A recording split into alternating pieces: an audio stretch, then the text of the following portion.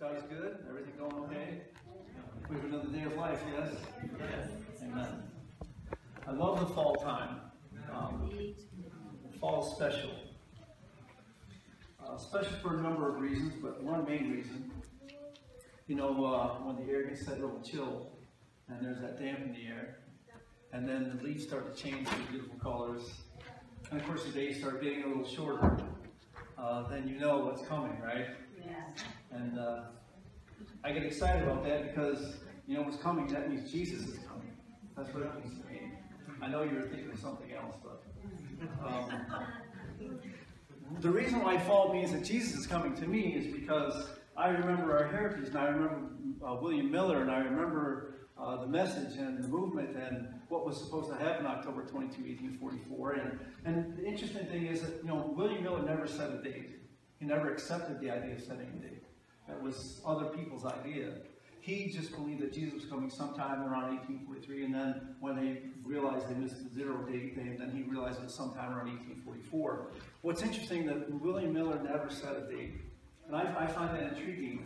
And one of the things that excites about me, because the fall means that the fall feast, that's why I love to study the fall feast. Feast of Trumpets, Day of Atonement, and Rosh Hashanah, Day, or Feast of Booths, right? Rosh Hashanah, the Feast of Booths just ended last week. It was last Tuesday, I think it was, right? So the reason I love the fall, and what it always reminds me is, it reminds me of the fall feast, reminds me of the heritage. I've been studying these things for years, and I just appreciate it. And it's interesting to me that William Miller never set a date, and that during the years of 1844, and even after the time of 1844, he would awaken every day, and he would say to himself, today might be the day. And you know what he did every day? He prepared his heart every day to make sure that if today was the day that Jesus came, that he would be ready for Jesus to come. Isn't that amazing? You know, they called him Father Miller. He was a great man, and he was a great man because he loved Jesus. I don't know if you've ever read anything William Miller, but the way he talks about Jesus, it just melted your heart. He loved Jesus, and he longed for Jesus' appearing. And so the idea of fall, what it means to me, is that Jesus is coming. And by the way, it doesn't matter what season Jesus comes; it will be fall, because that would be the Feast of Tabernacles, right? So that happens in the fall. It's just like the day that Jesus comes. No matter what time he comes in the day, it's always going to be morning, right? Because it's the morning when Jesus comes, because he's so bright, the sky, the sun's just going to look like a pale little thing in the sky, right? It'll be sunrise, right? That's just beautiful. Well, why do I share these things with you? Well, you know, it's fall, and I'm thinking of the fall feast, and I'm going to be sharing some ideas with you today. But it's going to come from a story that you're not really going to associate with the fall feast. So I really need to challenge your thinking here a little bit. And if you'll turn with me, well, let's pray first now. Open the Word of God. Dear Heavenly Father, we thank you for another beautiful day of life. We know that you're coming soon. I just praise you and worship you, and I want to be one of those people like William Miller, like our founders, who actually dared to believe that now is the time for Christ's coming. To dare to believe and dare to allow that truth to transform the choices that I make and the things that I do, so that perhaps I could be ready when Jesus comes. Please bless us with your Holy Spirit as we open your word. Challenge our hearts and our minds to see your great love for us, to see your forgiveness, to see your compassion, but to also see your desire to save a dying world. Just bless us with your presence as we open your word in Jesus' name. Amen. So, you're opening your Bible to Matthew chapter 8, verse 1. I've only chosen four short verses. So, it should be maybe a short sermon if I don't wax too eloquent, right?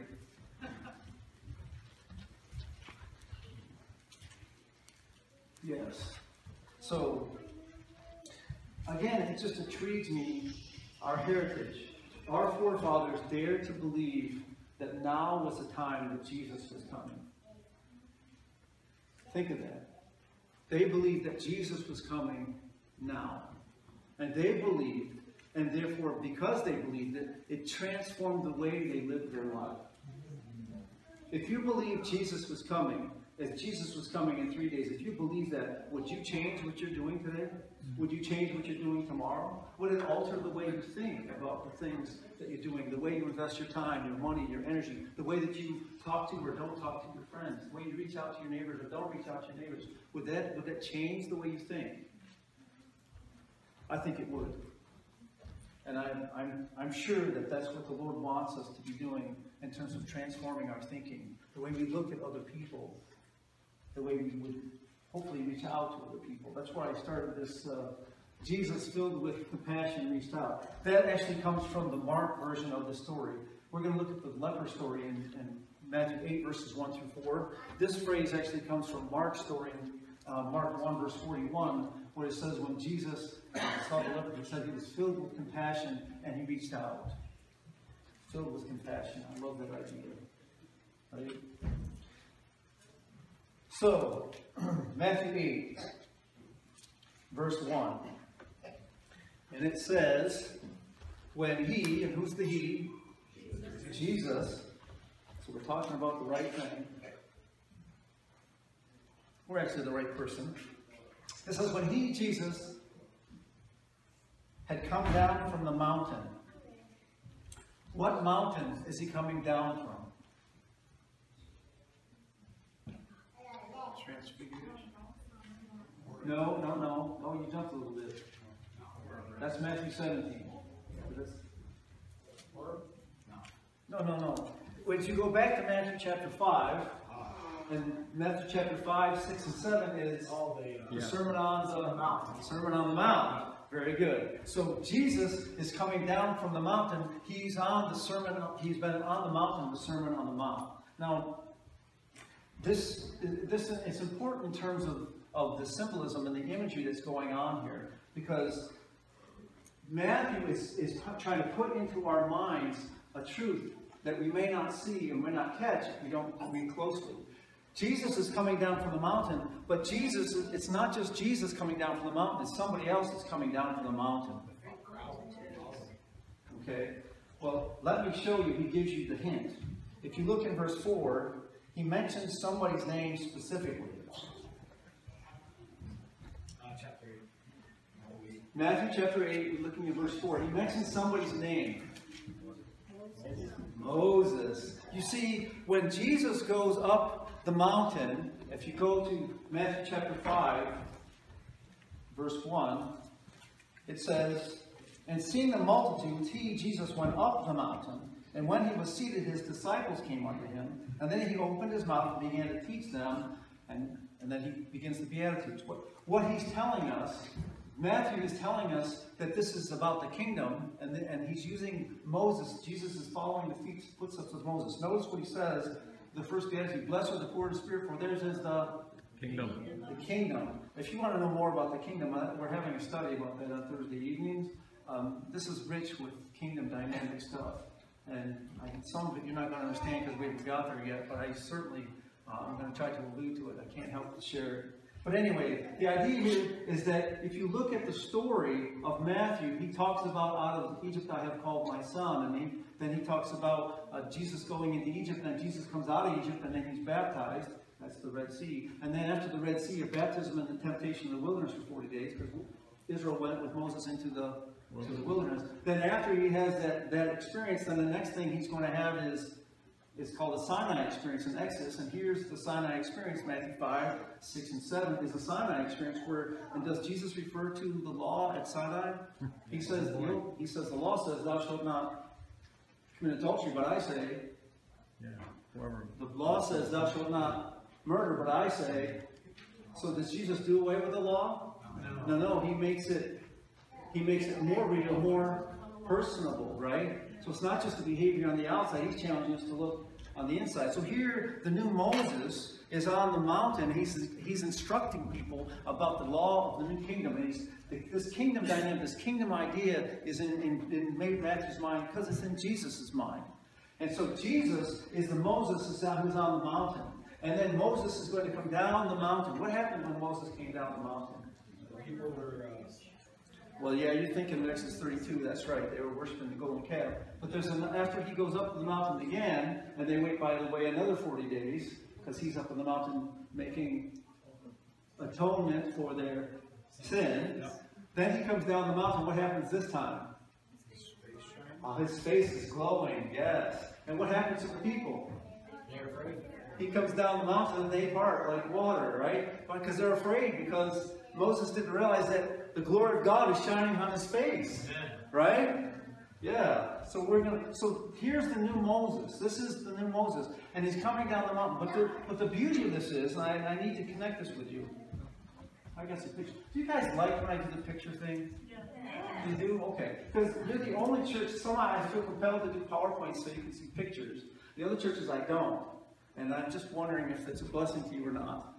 I hope it is. I'm a visual person myself. So this is the law of the new kingdom. And here's our new Moses. He's on the mountain. He's receiving the law. He's instructing from the law, right? And then, of course, he's going to come down the mountain. And when Moses came down the mountain, you know, that's kind of what it looked like, I guess. This is a picture to give you an idea that the glory of God is shining from his face. It's shining so brightly that the people are afraid to encounter Moses.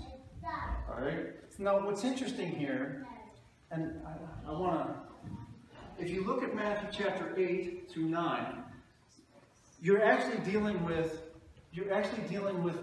another section. Now, we have our Moses that we know is on the mountain, right? And are we waiting for our Moses to come down from the mountain? Mm-hmm. Yes. Yeah, is his face going to be shining when he comes down? Yeah.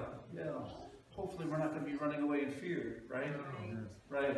So we await our Moses to come down from the mountain. Now, what's interesting is I remember Moses was on the mountain to make atonement for the children of Israel's sin. What's happening here, Jesus is on the mountain, but Matthew is mixing the imagery of the Passover Sinai imagery with the imagery of the Day of Atonement and the cleansing of the temple idea. You'll notice in the story I have over here, you'll notice in the story 3 times he's going to use the idea of being cleansed or clean, right? The Day of Atonement has to do with the cleansing of the temple. And Matthew picks up this idea, picks up this concept that as Jesus comes down, there's a process of Jesus' coming. And some haven't figured that out yet, but that's what I'm trying to kind of put that thought in people's minds. There's a process to his coming. And the process to his coming has everything to do with what happens to us in that process. And so there's this cleansing process, the cleansing of the temple process, right? And is the cleansing of the temple a cleansing of a building? No. What is the temple that's to be cleansed? Yeah, there you go. This is the cleansing of the temple imagery. So what happens here is that this Moses is coming down the mountain, and what Matthew does is he connects these ideas of the cleansing with, as our Moses comes down the mountain, there's going to be healing and restoration that takes place. And so this section, Matthew 5 through 7, deals with the Sermon on the Mount, but Matthew 8 and 9 deal with healing. I just want to bring your attention to some of this. Notice he heals the leper, and then he's going to start this story, and I'll get into the details. But then he heals the centurion's servant. Next he heals Peter's mother-in-law. Then he heals the many that are healed that come to his house in the evening. Then again, he heals the demon-possessed man in the end of Matthew chapter 8. Then he heals the paralytic in Matthew chapter 9. Then he heals the woman, Jairus' daughter is restored to life. And while he's doing that, he also heals the woman with the uncleanness. And then he heals the 2 blind men. And then he heals the man that speaks. Are you getting a message? Yes. When the king comes down the mountain, is there an opportunity to be healed? Amen. By the way, is that good news? I don't see you smiling. Praise the Lord. Praise the Lord. Would you be interested if the king came and said, would you like to be healed? What would you tell him? No, I like the way I am. I'll stay broken. Is that what, right? No. Now notice. So this section of 8 and 9, after 8 and 9, Matthew switches and he starts talking about discipleship and how Jesus is going to teach his disciples and train his disciples and talk to them about being messengers as well. And then after that section, in 13 and 14, he's going to start with parables and he's going to start giving. So Matthew is actually telling us a process that Jesus the King is doing, not only to heal, but to teach and then prepare us to be messengers. And then the stories that will give parables of the kingdom. And he's going to talk about the kingdom and the kingdom and the kingdom. If you notice in Matthew 9, I'll end with this so I can get back to our story. If you look at verses 35 and 36, these verses summarize these healings and what the point that Matthew is getting across. So he says, then Jesus went about, and he's going to use these inclusive words, all the cities and villages, and he did 3 things. Now, you don't know yet, but the kingdom has 3 parts. So whenever you see the 3 parts, that's why the 3 cleansing is important. You're going to see Jesus doing 3 things here at the end of Matthew, and I'll be bringing your attention to the more 3s through the sermon, through the talk. But you'll notice that Jesus does 3 things. He says he went about in all the cities and villages. He was teaching in the synagogues. He was preaching or proclaiming the gospel of the kingdom. By the way, that's important. You say, oh, the gospel's going to go to the whole world and Jesus will come. No, that's not what it says. You read the text correctly in Matthew 24, it says the gospel of the kingdom will go to the whole world, and then the end will come. Right? It's the gospel of the kingdom. Yeah, we haven't understood that. That's why part of the reason we're still stuck here, right? But anyway, notice this is the second part. He's proclaiming or preaching the gospel of the kingdom. And then the third part that he's doing, which is proclaiming the kingdom, is that it says he healed what? Every or all sicknesses and every and all diseases among the people. Notice when our King comes down the mountain, is there any sickness or disease that he does not cure? No. Yeah, isn't that beautiful? Amen. Yeah, that's good. Just think about that for a minute. Isn't that beautiful? Amen. Okay, so the story of the leper in verses 1 through 4 begins Matthew's introduction of the king that comes down the mountain and heals and restores, and it's going to tell us specific information about how the king heals and how he restores and what is condition necessary for us to receive that healing, to receive that restoration. Are you interested in that? Yeah, me too. So let's go through our short story and see if how long it takes us to understand what he's saying.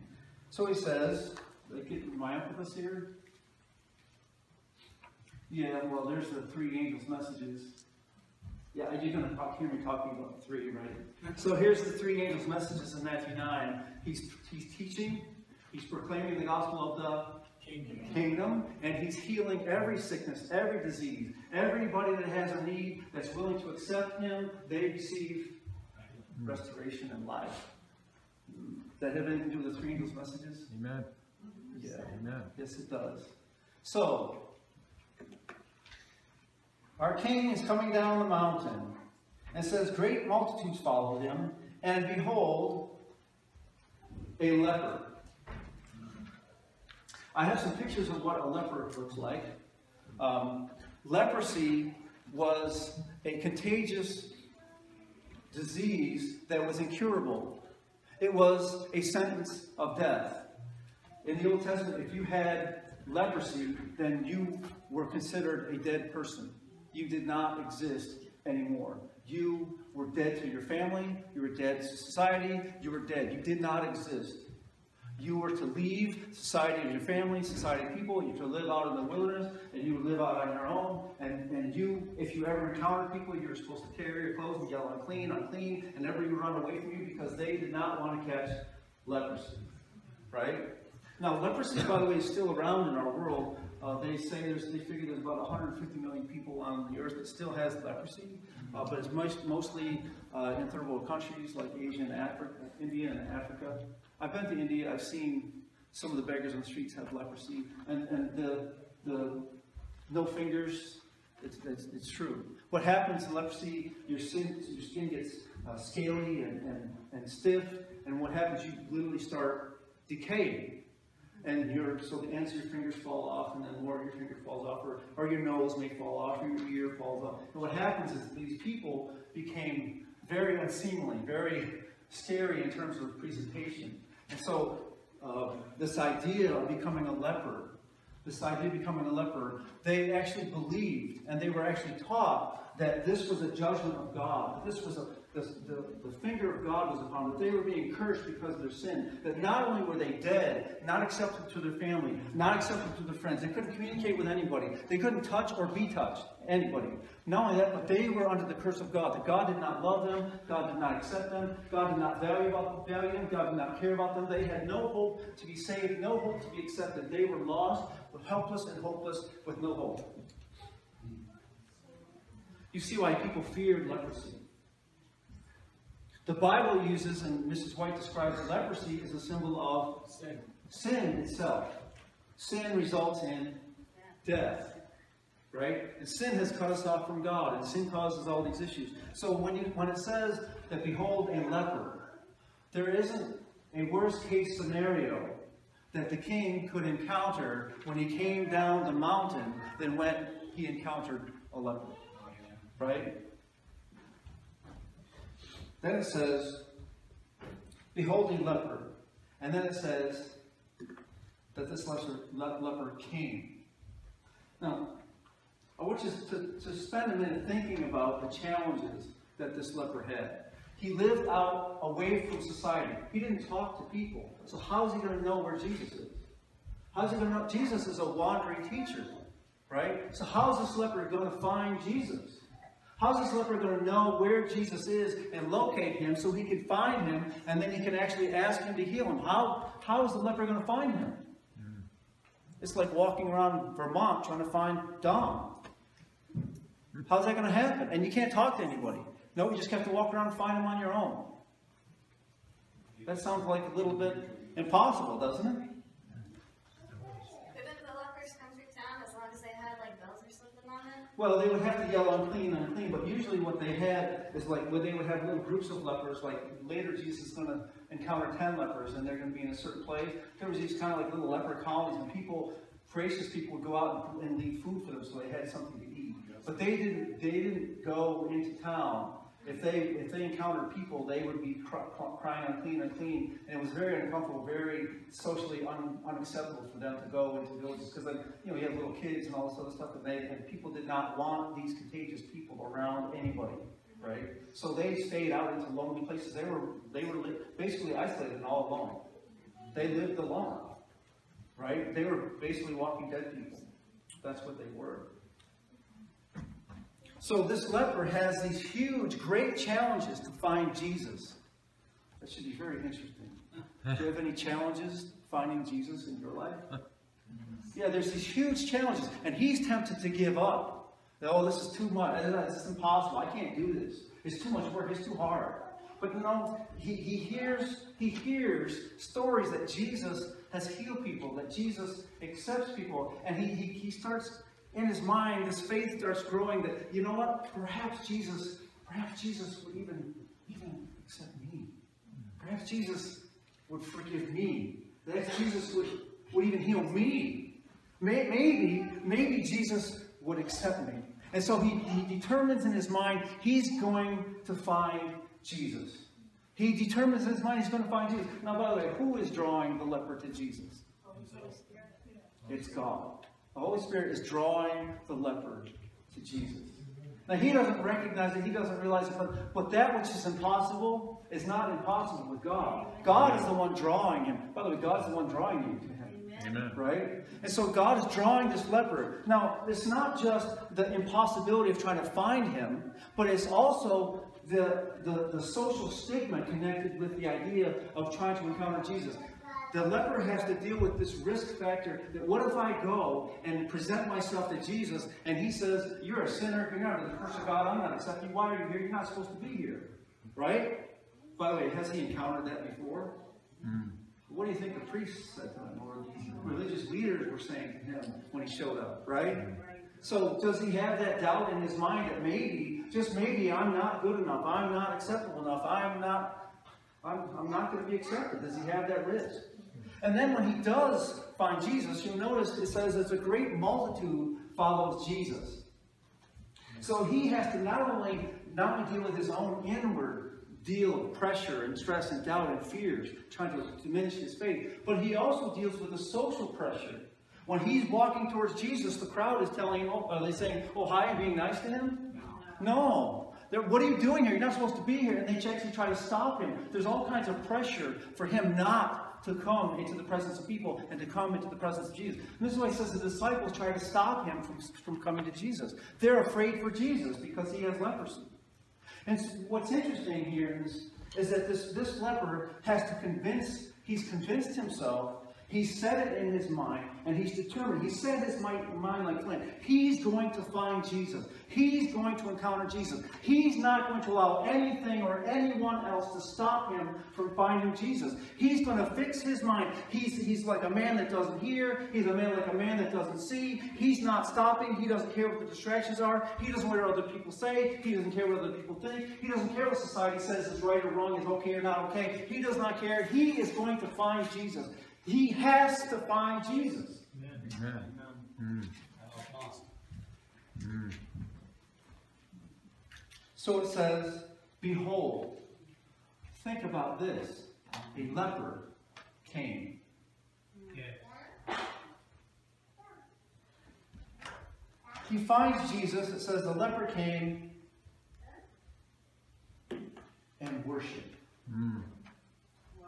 Amazing. A leper came. He fights through all those barriers, and he comes and he worships. Now, we don't really catch this in our culture, but to worship means to lay yourself prostrate before God. That's what the word worship literally means. Now, Mark will say that he came and knelt. But see, Matthew catches the connotation correctly. He comes to worship. He has fixed his mind. He's going to find Jesus at all costs because Jesus is his only hope. And when he finds Jesus, he lays himself before Jesus.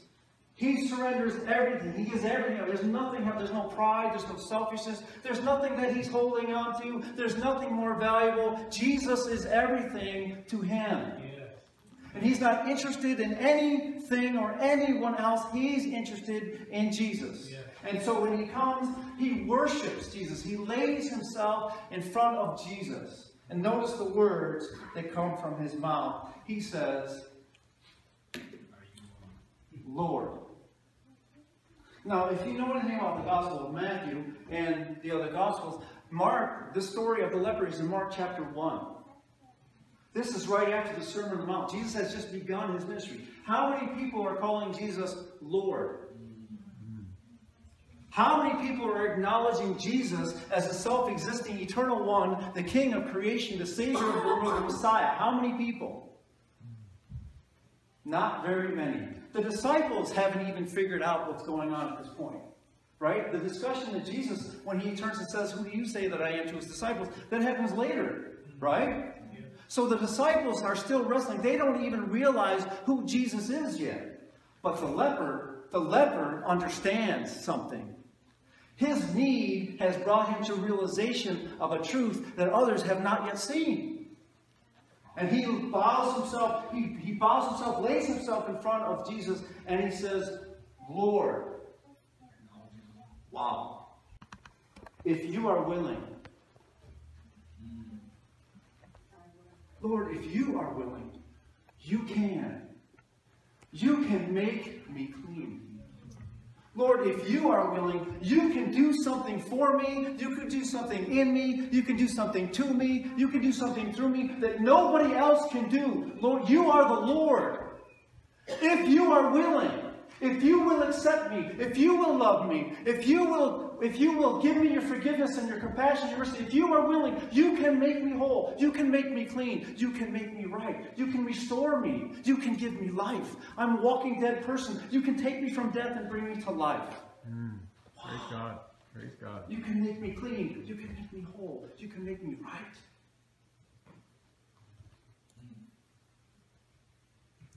Then it says,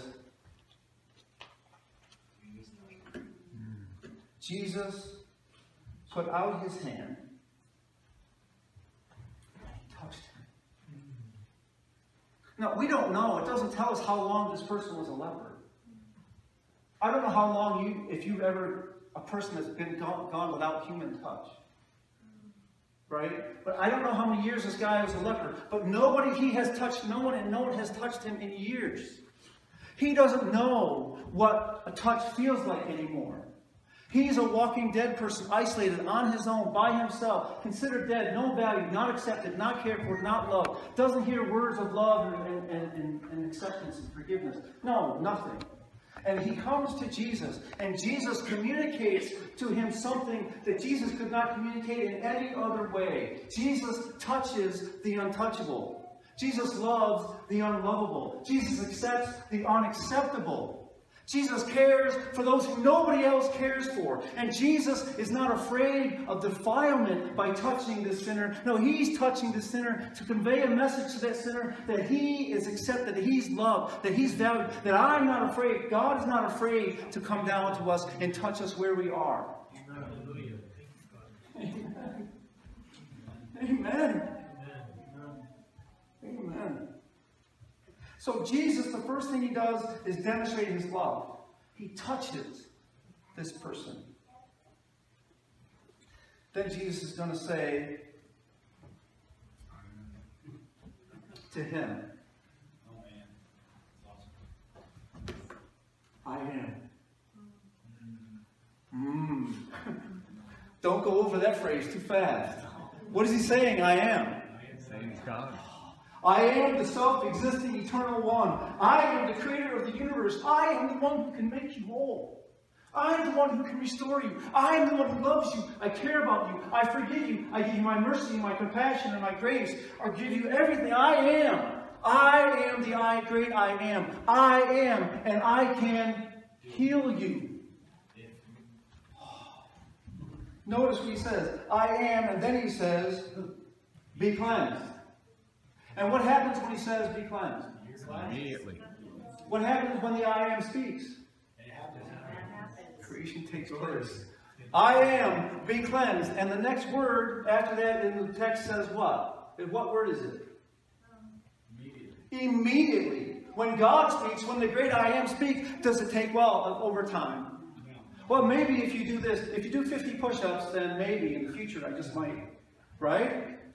Spoken, it became. He speaks and it is. He commands and it stands fast because he's the great I am. And this person who has leprosy, who is so riddled with sin and the dead, walking dead person has no help, no hope, and no help anywhere, recognizes Jesus as God, and he comes to worship him as God. He acknowledges him, and Jesus acknowledges to him, I am who you say I am. And I will make you whole. I will cleanse you. Be cleansed. Immediately, he's made whole. Immediately he's cleansed. Isn't that what the text says? Yeah. We're talking about what? We're talking about our King coming down the mountain? Are we? And something is available to us? Wow. I want to divert your attention 1 second. If you look in Matthew 8, look at verse 17. Because there's something about Jesus when he healed that sometimes we just don't catch this. But I want you to catch this. Because Jesus is not just doing a magic trick here and healing people. Notice what he says. Notice what he says. I hear you, Kevin. You can read very good. He says, and that it might be fulfilled which was spoken by Isaiah the prophet, saying what? He himself does what? He took our infirmities. He bore our. So it's very interesting. When Jesus healed people, he didn't just do away with the sickness. No. We're not understanding. No, Jesus took their sickness in himself, and he gave them his life. He took the leprosy in himself, and he gave the leper his life. When he healed the blind man, he took his blindness and he gave him his sight. When he healed the guy who couldn't hear, he took his deafness, he took his muteness, he took his lameness, he took his sickness. When he raised the dead, he took their death and he gave them his life. Jesus healed by taking and bearing in himself our messed upness so that we could have existence. When we come and confess our sins and we give them to Christ, he takes our sin and he gives us his righteousness. By the way, how many sources of righteousness are there? One. His righteousness and his alone. So when I come to Jesus, a leper, full of sin, messed up, broken, hopeless, helpless, defiled, unacceptable, and I confess my sin to God, He takes my mess and He gives me His beauty. He takes my death, He gives me His life. He takes my sin, He gives me His righteousness. Does that have anything to do with the Day of Atonement? It is the Day of Atonement. It is. It has everything to do with the Day of Atonement. Right? So it's just beautiful that when Jesus goes through this process, it's the power that within Him. He takes the mess He gives. Remember when the woman touches the robe of His garment? And she's healed? And then Jesus stops. And what's He say? Who touched me? Who touched me? And the disciples think, well, you've lost your mind. There's a multitude around you. Everybody's crying around. Hundreds of people have touched you in the last 3 minutes. What are you talking about? And Jesus says, no, no, no. Somebody touched me. How do you know somebody touched Him? Something left him. Because power. I perceive that the power has left me. What? Wow. Yeah. Because He knew that He was now bearing something, and something had gone from Him to somebody else. Wow. Amazing. So maybe that touch is something a lot more important than we have understood before.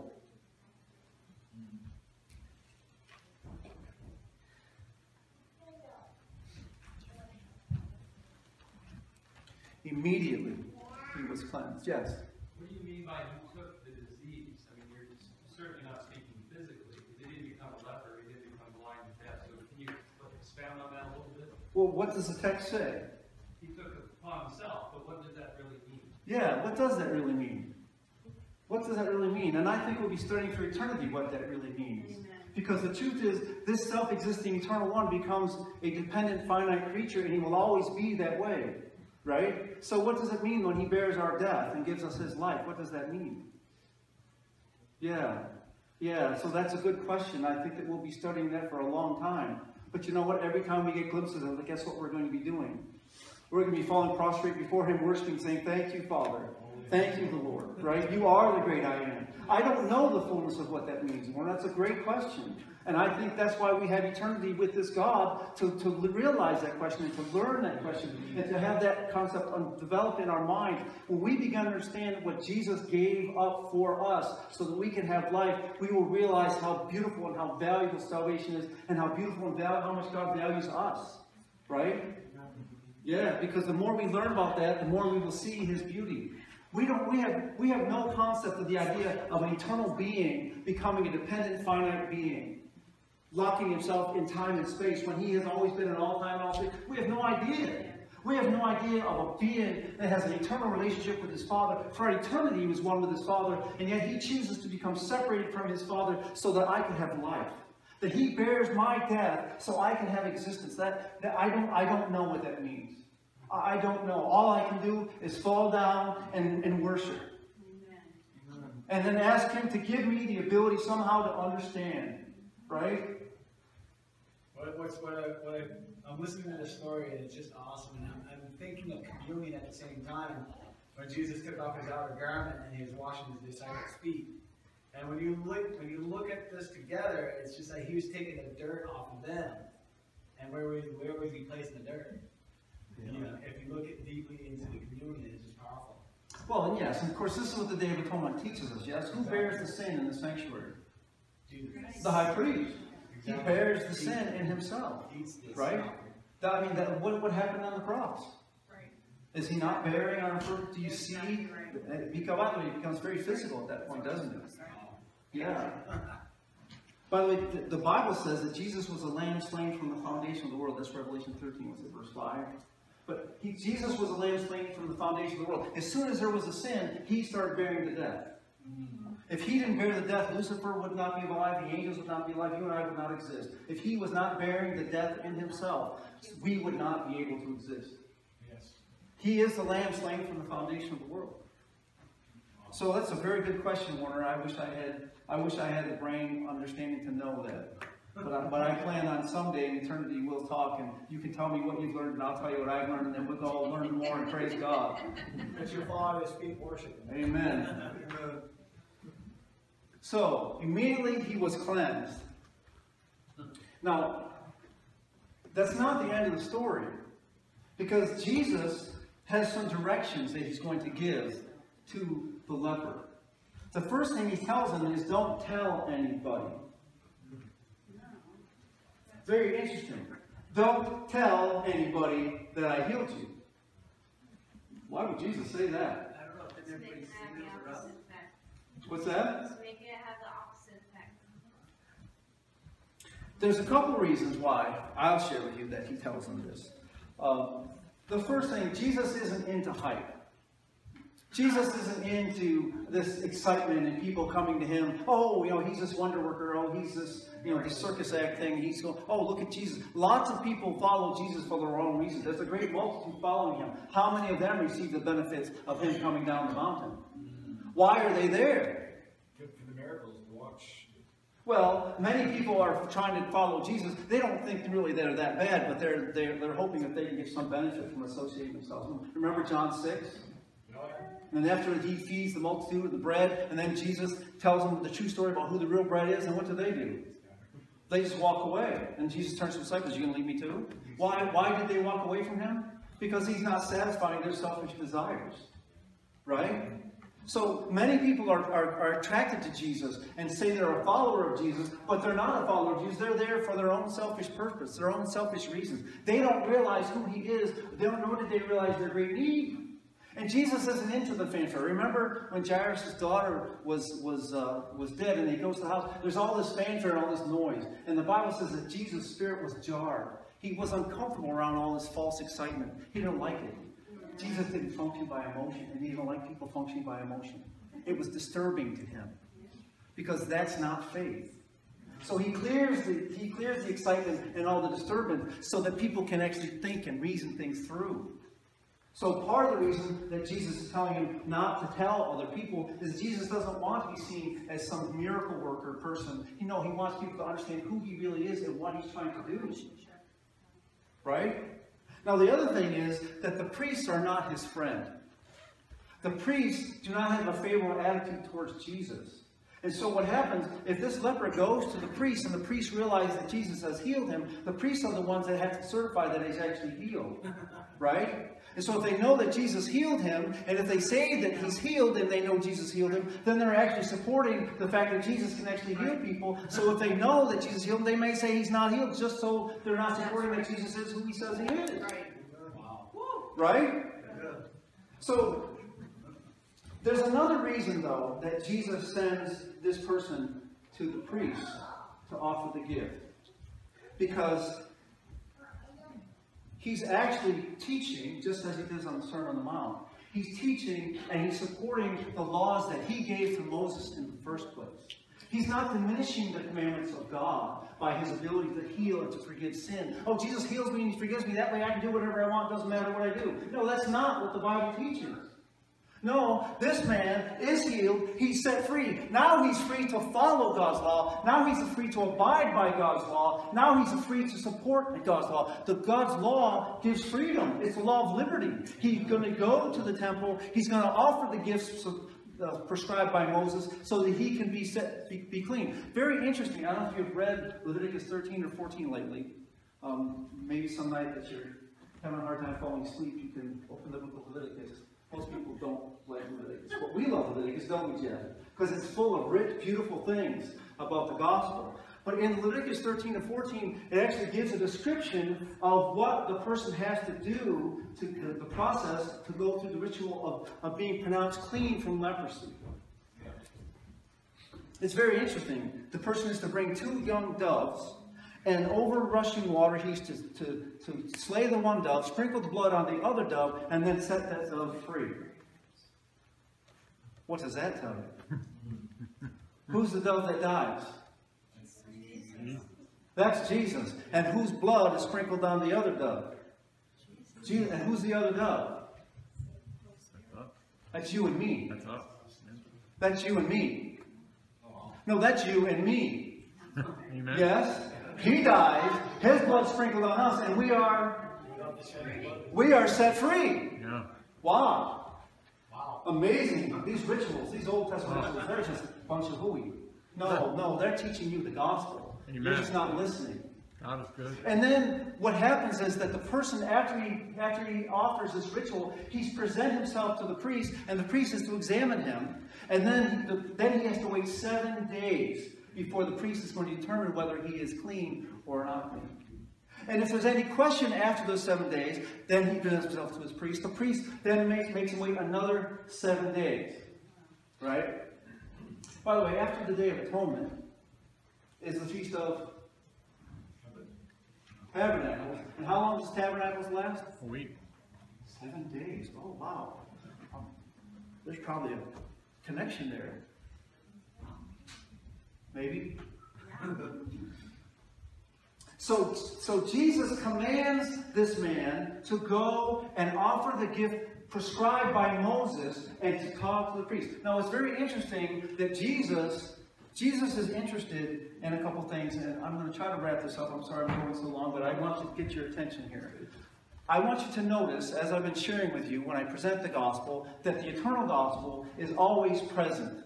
And I want you to notice that Jesus gives 3 messages, some reason 3 messages, to this leper. I call it the eternal gospel. You can call it whatever you like. I call it the 3 angels' messages. Does it sound familiar? Notice the first thing he says to the man, to the leper. He says, "I am." Does that have anything to do with the first angel's message? The first angel's message says, "Fear God and give glory to Him, for the hour of His judgment has come." Worship Him who did what? Who created the heavens, the earth, the sea, and the springs of water. Who created the heavens, the earth, and the sea, and the springs of water? Only the I Am created the heavens, the earth, the sea. He's the one that we are to worship, yes? Is this the first angel's message when he says, "I am"? That's the first angel's message. Now the second angel's message says what? Come out of Babylon. Babylon has fallen. Come out. Yes? Does that have anything to do with being cleansed? Yeah. Has everything to do with being cleansed. Yes? I'm coming out of my sickness, coming out of my infirmity, coming out of my helplessness and my hopelessness, coming out of my sinfulness. By the way, that's what Babylon is, right? Then there's a third angel's message. Go show yourself to the priest and fulfill the commandments of Moses. Does the third angel's message have anything to do with the law of God and God's commandments? Oh, wow. So here's Jesus proclaiming the eternal gospel, the 3 angels' messages to the leper. Wow. Is that insightful? Is that something maybe we should be pondering?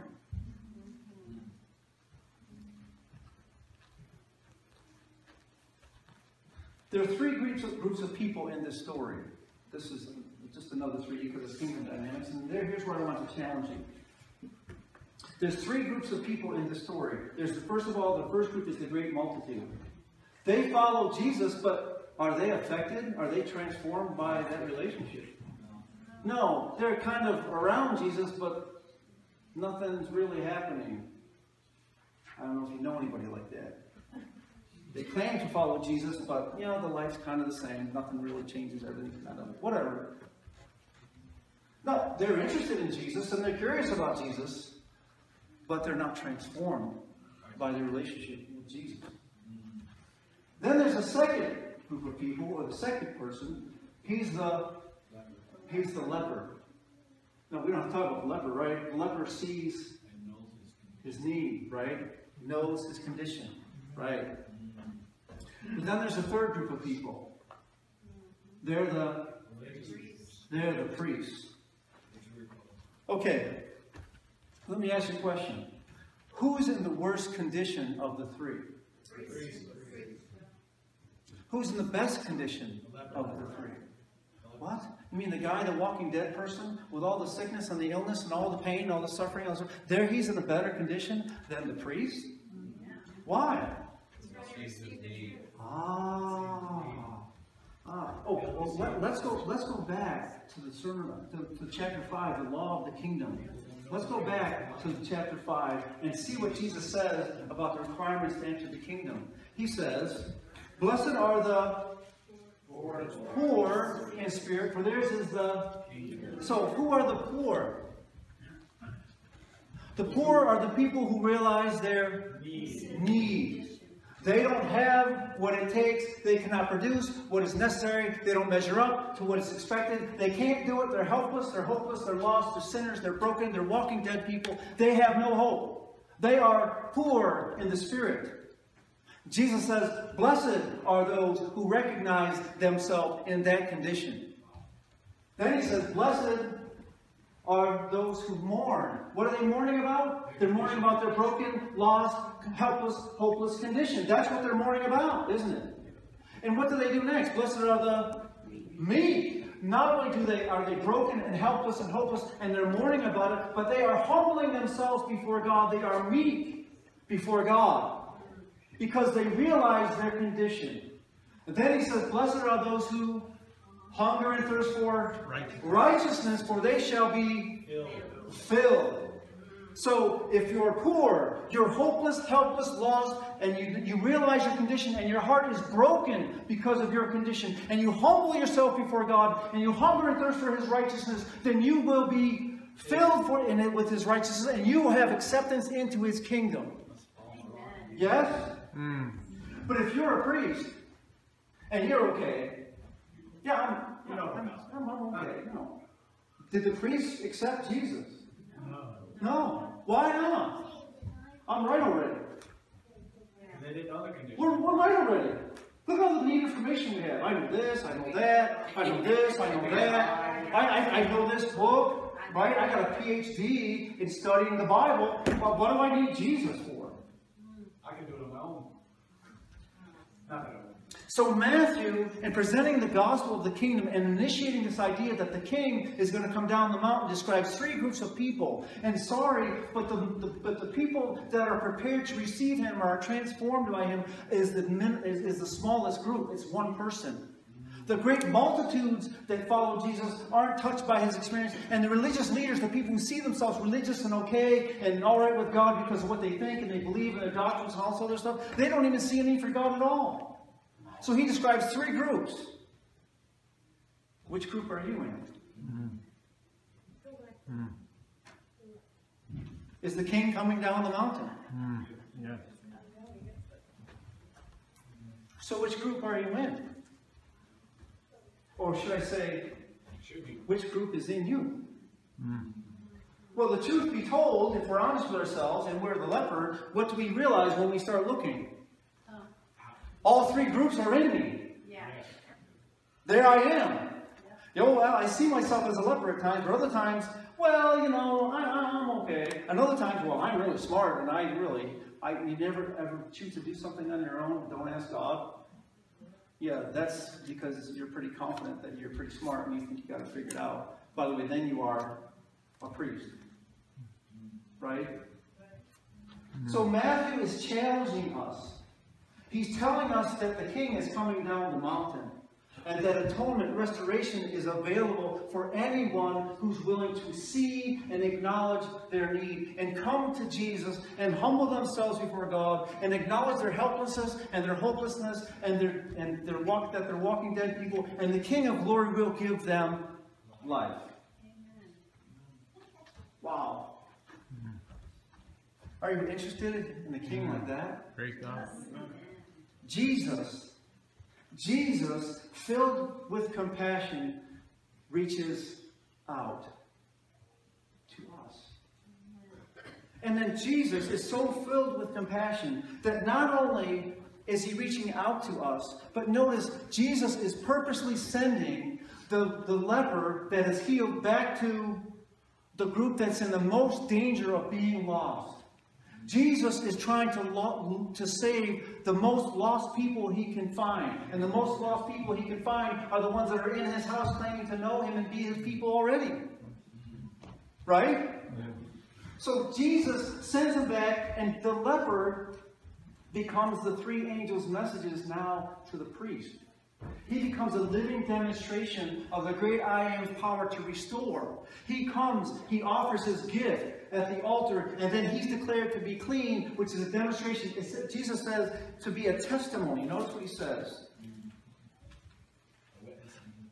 He says, go your way, show yourself to the priest, offer the gift, notice the parts that Moses commanded, as a testimony to them. God is desperately trying to save everyone. And the very people that he can't save are the ones that think they're all right already. But the people who see their need, the people who see their desperate need and are willing to humble themselves before God, those are the ones that are going to be healed, they're going to be restored, they're going to be saved into his kingdom. Amen. I long to be one of those people. And I pray that you long to be one of those people. And if we are one of those people, then we need to go to the most lost people we can find and be a testimony to them that they too can come and they can be saved. Because Jesus is filled with compassion. He reaches out. And if we are saved, if we're restored by his love and his grace and his beauty and his forgiveness, then won't we be filled with also with compassion? Won't we reach out? The love that would not let us go. How beautiful. How beautiful. Dear Heavenly Father, Father, thank you for loving the unlovable, for accepting the unacceptable, for touching the untouchable. Forgive us, Father. We are sinful beings. We have not understood, nor do we even now understand. But we see our great need and we come and we humble ourselves before you. Father, if you don't save us, we cannot be saved. So we give our lives to you. I ask that you would send your Holy Spirit to convict our minds, convict our hearts, show us our deadness, show us our brokenness, show us your great love that desires to heal us. Transform us by your love and then empower us through your Spirit to go forth in your name, to declare your beauty, your grace, and the power of your willingness to save to anyone who will hear. In Jesus' name we pray.